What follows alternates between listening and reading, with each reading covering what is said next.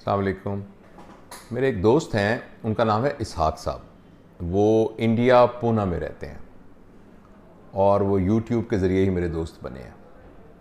उन्होंने पिछले दिनों मुझे एक बड़ा अहम क्लिप भेजा जो कि इंग्लिश ज़बान में था, और कोई साहब थे, उनका नाम मैंने लिखा है ल्यूक, LUKE।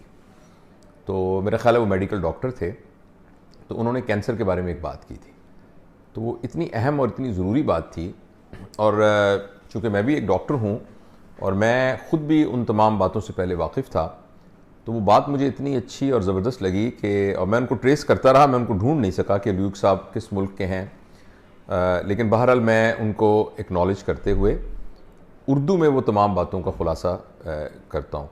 तो वो चूँकि एक कॉमन बातें हैं और वो तमाम लोग जो मेडिकल प्रोफेशन से ताल्लुक़ रखते हैं उनको इन बातों का पता है, और इन बातों का पता तमाम लोगों को होना चाहिए, चाहे वो डॉक्टर ना भी हो। वो ये है कि एक बीमारी है कैंसर, जो कि बहुत ही खौफनाक बीमारी है और जिसका नाम सुनते ही एक डर और खौफ तारी हो जाता है, एप्रीहेंशन तारी हो जाती है। वो वीडियो उसके बारे में थी। देखें, कैंसर ये है कि हमारे जिस्म के जो अपने सेल हैं वो सारे एक स्पीड के साथ बढ़ते हैं, ग्रो करते हैं। वो टूटते फूटते रहते हैं, नए बनते रहते हैं, मगर ये टूटने फूटने का निज़ाम और नए बनने का निज़ाम एक तरतीब के साथ होता है। और जब वो एक ख़ास हद तक ग्रो कर जाते हैं तो वो उसके बाद उनका बढ़ना रुक जाता है। जैसे अगर आप यहाँ से कट लग जाए तो वो दोनों किनारों से सेल बढ़ते जाएंगे, जब वो आपस में मिलेंगे तो वो फिर रुक जाएंगे। कैंसर एक ऐसी बीमारी है जिसमें जिस्म के अपने ही सेल बेतरतीबी से बढ़ना शुरू हो जाते हैं, और ये जब बेतरतीबी से बढ़ते हैं तो वो एक गुच्छे की शक्ल में एक मास बना देते हैं, यानी एक गिल्टी नुमा चीज़ बना देते हैं। अच्छा, एक तो वो गिल्टी जिस जगह बनेगी तो उसकी वजह से रुकावट हो जाएगी। फॉर एग्जाम्पल, अगर वो गिल्टी सांस की नाली में बनेगी तो सांस रुकना शुरू हो जाएगा, अगर खुराक की नाली में होगी तो खुराक रुकना शुरू हो जाएगी, अगर पखाने के रास्ते में होगी तो वो वहाँ रुकावट हो जाएगी। इसके अलावा वो जो सेल चूँकि नॉर्मल मिच्योर सेल नहीं होते, लिहाजा वो उनको थोड़ा सा उन पर चोट लगे तो उसमें से खून भी निकलना शुरू हो जाता है। लिहाजा अगर वो पखाने के रास्ते में रसौली होगी तो पखाने में खून आना शुरू हो जाएगा, अगर मसाने में होगी तो मसाने में खून आना शुरू हो जाएगा। एक तो ये मसला होता है। दूसरा ये मसला होता है कि वो वहाँ से सेल टूट के खून के ज़रिए, और बाज़-औक़ात एक और नालियाँ होती हैं जिस्म में जिनको लिम्फेटिक्स कहते हैं, उनके ज़रिए, या खुद ब खुद आगे बढ़ते हुए इर्द गिर्द के और आज़ा को भी मुतासिर करना शुरू कर देते हैं। यानी ये मुमकिन है कि किसी को छाती का कैंसर हो और उसकी जड़ें जो हैं वो वहाँ से निकल कर फेफड़ों में चली जाएं, या उसकी जड़ें वहाँ से निकल कर हड्डियों में चली जाएं, और जब वो जड़ें वहाँ पहुँच जाती हैं, जिनको मेटास्टेसिस कहते हैं या सेकेंडरीज कहते हैं, तो वो वहाँ जाकर के भी उसको तबाह करना शुरू कर देती हैं। तो एक तो दो बातें यही, और तीसरा ये होता है कि कैंसर के सेल कुछ ऐसे मादे भी पैदा करते हैं जो जिस्म के बाकी कामों को, बाकी अफ़आल को मुतासिर करना शुरू कर देते हैं। जिसकी कुछ ऐसे मादे पैदा होते हैं जिसकी वजह से भूख लगना बंद हो जाती है, कुछ ऐसे मादे पैदा हो जाते हैं जिसकी वजह से जिस्म के बहुत सारे अज़ा को कमज़ोरी होनी शुरू हो जाती है, और अगर इनका इलाज न किया जाए तो आखिरकार ये जानलेवा साबित होती है। अच्छा, इसकी मज़ीद तफसील में जाने से पहले मैं ये बताना चाहता हूँ, जो ख़ास तौर पर ल्यूक साहब ने अपनी इस वीडियो में बताया था, कि तकरीबन 5 से 10% कैंसर ऐसे हैं जो कि मौरूसी होते हैं, यानी वो तो होने ही होने हैं। और वो अमूमन उन लोगों में जिनके वालदैन के अंदर वो कैंसर मौजूद होते हैं, तो उनके अंदर उसको जांचा जा सकता है उनकी जीन्स को स्टडी करके। उनमें से एक जीन बराका जीन है। इसके अलावा कुछ और भी जीन्स हैं कि जिनमें वो मौजूद हों तो ये बात तकरीबन तय होती है कि उनको अपनी ज़िंदगी के शुरू के हिस्सों में ही, यानी 30 साल से पहले पहले कहीं ना कहीं बॉडी में कैंसर हो जाएगा। अच्छा, ये तो वो हैं कि जो कि नागुज़ीर हैं, हमारे इख्तियार में नहीं है।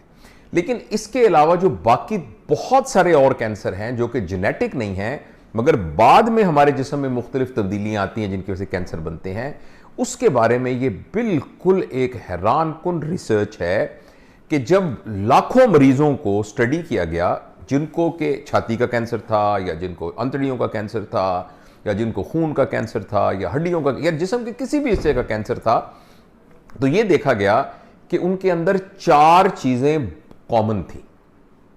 उन तमाम लोगों में ये 4 चीजें मौजूद थी, और ये उनका एक रिलेशनशिप, ये रिसर्च बताती है कि इस बात का बहुत इम्कान है कि कैंसर के बनने के सिलसिले में ये 4 चीज़ों की बड़ी अहमियत होगी।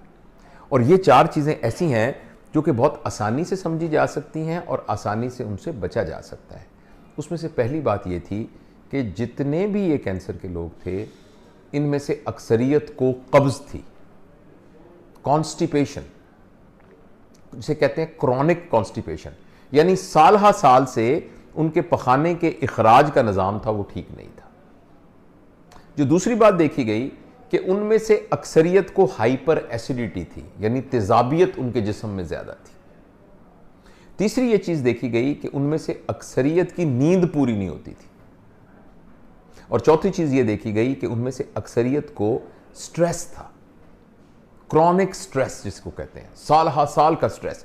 छोटा मोटा स्ट्रेस तो एक तरह का, यानी हमारे यानी चैलेंज, छोटे छोटे चैलेंज जो होते हैं वो तो हमारी ज़िंदगी को जारी रखने के लिए बहुत ज़रूरी होते हैं, जिनके ज़रिए से इंसान जो है वो अपनी एफर्ट करता है, ये उसकी बात नहीं हो रही।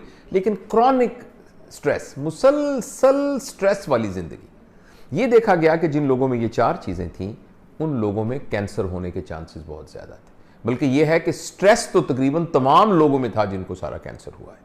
तो इसलिए इस बात की बहुत ज़रूरत है कि अगर किसी को कब्ज़ रहती है तो अपनी कब्ज़ का इलाज करे। और कब्ज़ के इलाज में अगर कोई स्पेसिफिक बीमारी ना हो तो अक्सर इसका ताल्लुक हमारे खाने पीने की आदतों से, हम क्या खाते हैं, कितना खाते हैं, किस टाइम पर खाते हैं, और कितनी जंक फूड खाते हैं और कितनी हम ऑर्गेनिक फूड खाते हैं, बहुत दफ़ा इसका ताल्लुक इससे होता है। इसी तरीके से एसिडिटी, इसका ताल्लुक भी हमारी खुराक से और हमारे स्ट्रेसफुल लाइफ के साथ है। और तीसरी जो हमारी स्लीप है, ये भी हमारे लाइफस्टाइल से मुतल्लिक है कि अगर हम प्रॉपर एक्सरसाइज नहीं करते, हमारा उठने बैठने का टाइम जो है वो जागने का और सोने का टाइम मुकर्रर नहीं है, इसी तरीके से हमारा खाने का टाइम मुकर्रर नहीं है, और बाज़ औक़ात हम काम में हर वक्त काम करते रहते हैं, और या हम फजूल एंटरटेनमेंट के नाम पर फजूल चीज़ों के अंदर अपना टाइम बर्बाद करते हैं, जिसकी वजह से हमारी नींद डिस्टर्ब होती है। तो ये सारी चीज़ें भी कैंसर के होने वाले मरीजों में कॉमन देखी गई हैं। और जहाँ तक क्रॉनिक स्ट्रेस का ताल्लुक है, क्रॉनिक स्ट्रेस को तो जितनी जल्दी हो अपनी ज़िंदगी से निकालना चाहिए। इस सिलसिले में बहुत सारे तरीके हैं, उसमें मैं भी अर्ज़ करता रहता हूँ वीडियो के मुख्तलिफ वीडियोज़ में, और आप कहीं भी सेल्फ़ हेल्प की किताबें मौजूद हैं, सेल्फ़ हेल्प की, और इसी तरीके से लिटरेचर मौजूद है, रिलीजियस प्रैक्टिसेस हैं, एक्सरसाइजेज हैं, आपकी अपनी फैमिली के साथ अपने रिलेशंस को स्ट्रॉन्ग करना है और फारग वक्त गुजारना है, नेचर के साथ वक्त ज़्यादा गुजारना है। ये वो तमाम चीज़ें हैं जो कि स्ट्रेस के लेवल को कम करती हैं। तो इस छोटी सी वीडियो के तहत मैं असल में ये मैसेज देना चाहता हूँ कि ये वो 4 चीज़ें हैं जिन पर हम मेहनत करके अपनी ज़िंदगी से इनको निकाल सकते हैं, या आहिस्ता आहिस्ता इनकी कंट्रीब्यूशन जो हमारी हेल्थ में है उनको हम कम कर सकते हैं। और अगर हम ऐसा कर लेंगे तो कैंसर से बचाव मुमकिन हो सकेगा। मुझे उम्मीद है कि ये वीडियो मुफीद होगी। अगर आपको ऐसा लगा कि ये मुफीद है तो उसको ज़रूर शेयर कीजिए, ताकि ये बात हमारे और बहन भाइयों को सारी दुनिया में ये बात पता लगे। और दूसरी बात यह है कि मैं इस चैनल के थ्रू कोशिश करता हूँ कि मैं जो कुछ मैंने ज़िंदगी गुजारी है और जो भी मेरा छोटा मोटा हम्बल सा एक्सपीरियंस है, उसको मैं दुनिया में बसने वाले सारे अपने प्यार करने वाले और जिनसे मैं प्यार करता हूँ, क्योंकि हम सारी दुनिया में कहीं भी बसते हैं, हम एक ही कुंबा हैं, तो हम उन तमाम मोहब्बत करने वालों से अच्छी बातें शेयर करें। तो अगर आपने ये चैनल सब्सक्राइब नहीं किया तो उसको सब्सक्राइब कीजिए, ताकि ये तमाम बातें हम शेयर कर सकें। तो मैं इसहाक साहब का भी शुक्रिया अदा करता हूँ जो पूना में रहते हैं, कि जिनकी वजह से ये वीडियो मैं अपलोड कर रहा हूँ। Thank you.